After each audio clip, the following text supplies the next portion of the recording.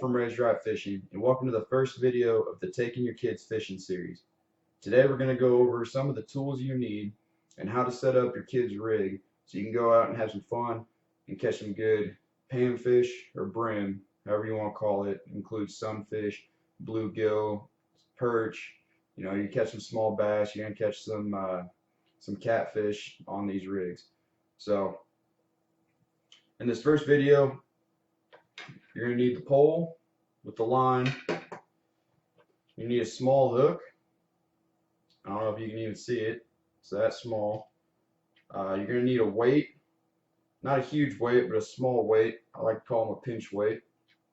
And then you're going to need some type of bobber. You know, you got your different types of bobbers for different reasons. You got your slip bobbers. You got your plastic bobbers. You got your foam bobbers. You got your cork bobbers. They're all used for different purposes, and we'll have a video going over the different types of bobbers and when you're going to use them, how to set them up. But for this video, we're just going to use these two types of bobbers, and they're set up the same way. So I'm just going to put one on, and you know how to use both of them. You want some pliers.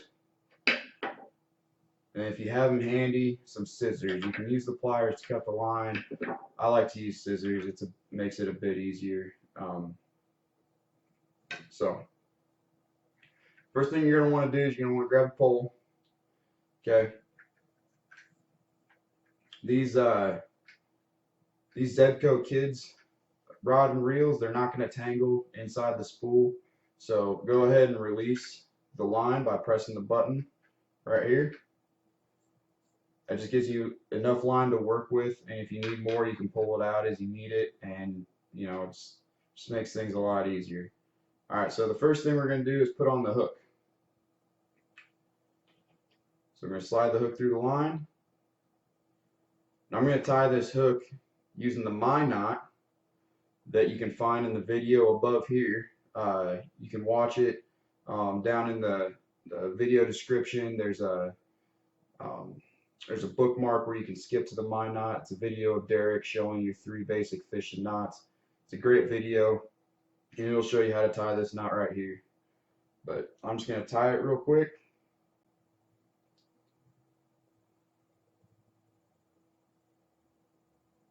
So something you might want to do when you're tying just a hook like this, it's kind of hard to work with the line because it gets really loose and swivels around.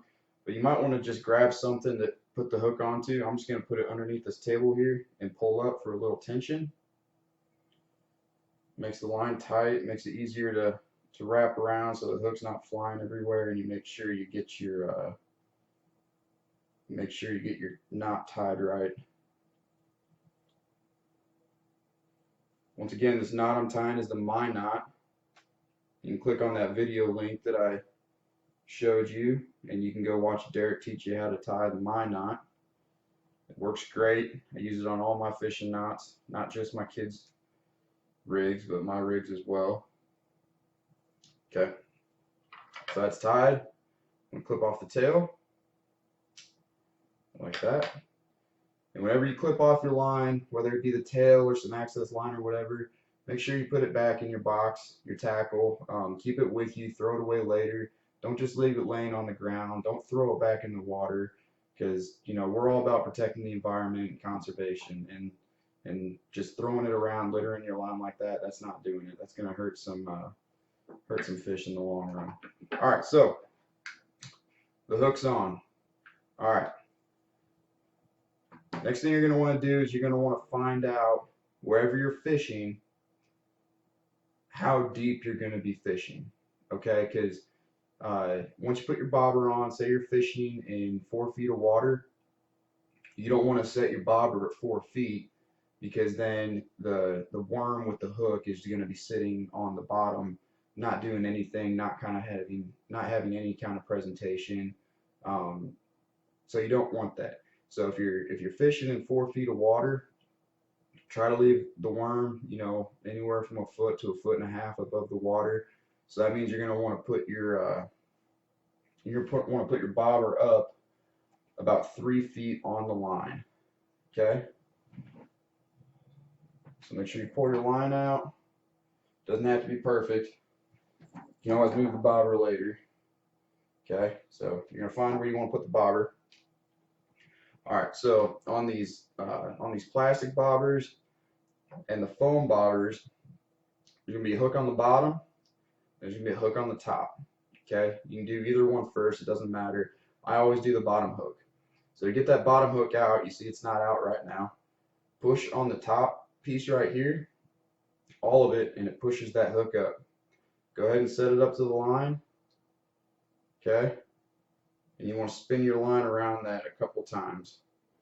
That keeps it in place. It keeps it from moving. All right, so now you got the bottom hook on. Okay, now to get the top hook revealed, keep your thumb pressed on the bottom hook. Okay, because as you remember, when you push this part down, when you push it down, that bottom hook gets revealed. Okay, so you want to keep that bottom hook covered with your thumb. And you want to take another finger or 2 fingers and only press down on the plastic part of this hook, of the top. And what that's going to do is it's going to keep the top hook in place, but it's going to keep the plastic pushed down. It's going to reveal that top hook. And you take the other part of your line and you're going to wrap it around that hook a couple times. This hook is a little bent, so it's giving me some trouble.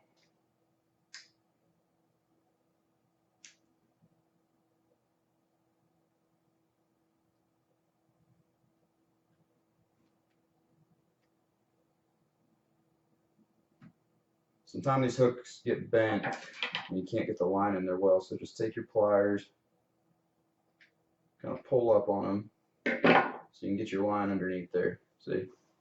There we go. So my line got underneath there, wrapped around a couple times. So now the bobber is tied off on both hooks. And it's not going to slide down. It's not going to slide up. Okay? So far you got your bobber and you got your hook. Okay? And you got the line in the middle just floating around. Okay? Next we got to put the weight on. Alright. So you really put the weight wherever on this line you got here. I don't really like to put it right in the middle. Go about 6 inches to a foot up, you know, on this 3-foot line here. And what this weight's going to do is it's going to give enough weight to the bobber to keep it halfway submerged in the water. But then what it's also going to do is it's going to allow the worm to float a little bit, so it's not just dangling straight down. And so what's going to happen, if I can get this loose here, so the bobber will be sitting on top of the water. The weight will hold the bobber down tight like this, and then where the weight is at, say the weight is still where my fingers are at, the hook is going to be right here with the worm, and it's going to be, you know, kind of floating around doing its thing, and the bobber is not going to move with it a whole lot. And so it gives a little more live action while providing a little more weight to the bobber, so it's not just floating there with no weight to it. All right. So for the weight, like I said, I'm going to put it, yeah, we'll do about a foot above the hook on this one. Okay. So this is where your pliers come in. A lot of these you can just do with your finger. You can just pinch it with your finger, and then it'll have a tail on the back where you pinch that tail to release it. This one doesn't have a tail, and you can't pinch it with your fingers very well. So I like to wedge it in my pliers, just like that. Put it on the line where I want it to set. Put it through a little slit there, put the line through a little slit. Just pinch down with my pliers. There we go.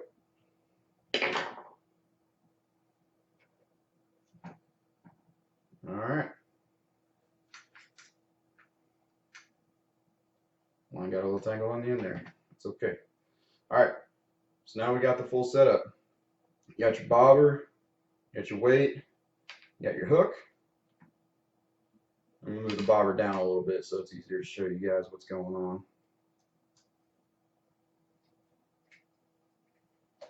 most likely you're not going to be fishing with your bobber in this short of a position. But so anyways, that's kind of what's going on here. Hook down here, bobber up here, weight in the middle. Okay, now the bait you're going to use, there's a lot of different bait out there. I prefer the worms. If you want to make it more fun for you and your kids, after a rainy day, go out with a shovel and a bucket, scoop up some worms. Make sure you put it in a container that has some breathable holes in it, or else the worms are going to dry out and die. And keep them cool. Or you can go buy them from your local bait shop or any store that sells bait. That's my preference. There's also some maggots you can use. Bread's a great bait. Just take a slice of bread, peel it in half, take the crust off, and just roll it up in a ball, and just stick it right here on the hook. Now, like I said, this is the first part of this Taking Your Kids Fishing series. In the next episode, we're actually going to be out on the water. I'm going to be with my kids. I'll show you the bait we're using. I'll show you how to put it on the hook. And we're just going to have all kinds of fun with that.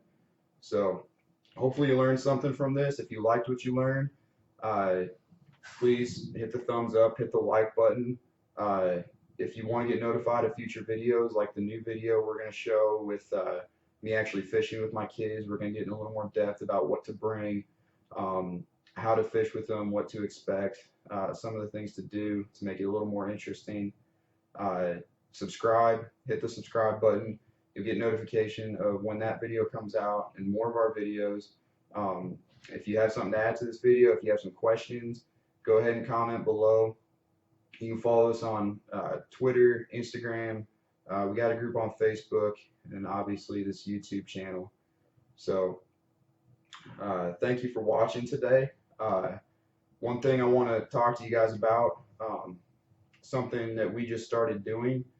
Every month, starting on the 15th, Lucky Tackle Box starts a virtual fishing tournament on the Tourney X app on your phone. It's $5 to enter. You can participate from anywhere in the United States. All you gotta do is pay $5, download the app. You're gonna need, obviously, your fishing tackle. You're gonna need your phone to take pictures of the fish. And then you're gonna need some kind of measuring device. I got this right here.